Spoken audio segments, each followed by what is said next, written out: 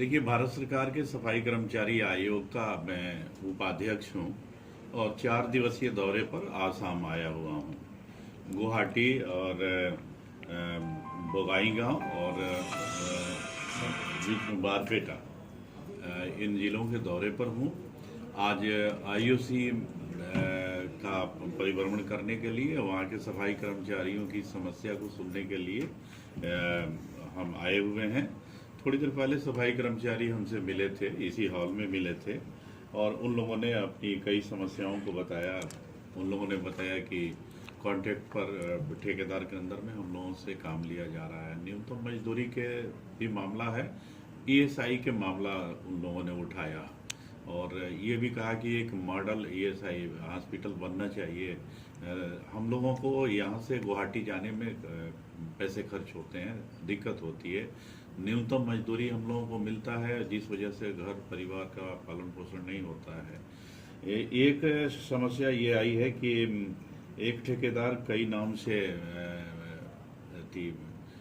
EPF की कटौती करता है और उनको अभी तक उसका लाभ नहीं मिला है।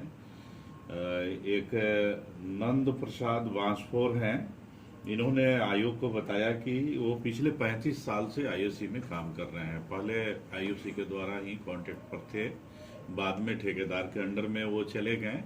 तो मुझे ये बात समझ में नहीं आ रही है कि जो कर्मचारी 35 साल पहले से काम कर रहा है और 2012 तक काम किया, उसके बाद में उसे ठेकेदार के अंडर में क्यों दे दिया गया। उस समय तो नियमित बहालियां होती थी। और ये सिर्फ नंद प्रसाद वांसफोर का मामला नहीं है, इन्होंने तो अपनी बात आयोग के सामने रखी है। इनका कहना है कि मेरे जैसे एक नहीं अनेकों लोग हैं। तो ये समस्या है, गंभीर है। इनसे हमने आवेदन मांगा है, अभी आवेदन देंगे, अभी उस पर एक्शन लेंगे और यदि अभी आवेदन नहीं देंगे, हमने अपना विजिटिंग कार्ड दे दिया है और बताया है कि आयोग के एड्रेस पर आप मेल कर सकते हैं, डाक से भेज सकते हैं। उसके बाद हम आईओसी प्रशासन से बात करेंगे। देखिए, कई डिस्ट्रिक्ट में हो रहा है, लेकिन आईओसी से रिलेटेड मामला तो ये यहाँ बोगाईगांव में आईओसी का निरीक्षण करने के लिए सफाई कर्मचारियों से मिलने के लिए आए हैं। नगर निगम की समस्याएं हैं, गुवाहाटी में कुछ नगर निगम से जुड़ी समस्याएं मिली और जगह पर भी मिली। तो ये जो समाज के अंतिम लोग हैं सफाई कर्मचारी, ये इनकी समस्याओं के समाधान के लिए ही आयोग का गठन हुआ है और पूरे देश में आयोग घूम घूम करके इनके शैक्षणिक, सामाजिक, आर्थिक हालात क्या है, इनके साथ किसी तरह का अन्याय तो नहीं हो रहा है, सरकार द्वारा निर्धारित न्यूनतम मानदेय इनको दिया जा रहा है कि नहीं दिया जा रहा है, इसकी जांच भी करना हमारा उद्देश्य है।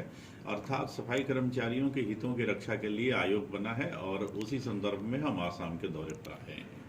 तो रेलवे कॉलोनी में बसने वाले सफाई कर्मचारी जो हैं, यदि वो वैध रूप से हैं और रेलवे के कर्मचारी हैं, तो उनको सारी सुविधाएं रेल मुहैया कराती है।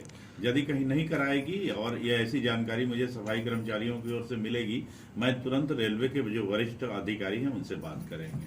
कहीं पूरे देश में ऐसा होता है कि ठेकेदार के अंडर में जब सफाई कर्मचारी जाते हैं, तो जब टेंडर नया ठेकेदार भरता है तो वो सफाई कर्मचारियों को बदल देता है।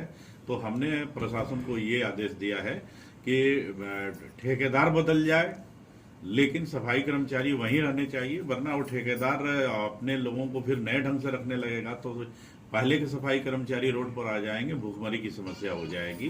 तो हमने कहा कि जब भी आप नया टेंडर आप निकालिए और अनुबंध जब भी कीजिए, ये शर्त जरूर रखिए कि सफाई कर्मचारी पुराने वाले ही रहें। हाँ, उनसे काम लीजिए, लेकिन सफाई कर्मचारियों को निकालना उचित नहीं है।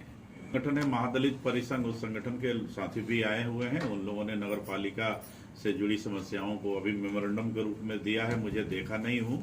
इन लोगों का मांग ये भी है कि नगर निगम, नगर पालिका में काम करने वाले सफाई कर्मचारियों के लिए आवास बनना चाहिए। हमने गुवाहाटी में भी नगर निगम आयुक्त को बताया था कि आप सफाई कर्मचारियों के लिए आवास बनाइए, चाहे वो जिस तरह का भी आवास हो, चाहे वो प्रधानमंत्री आवास योजना के तहत हो या यदि गुवाहाटी को मेट्रो सिटी बनाना चाहते हैं तो उसके तहत सफाई कर्मचारियों के भी आवास आपको ढंग से बनाना होगा, वरना ये शहर के सफाई करने वाले लोग कहाँ जाएंगे।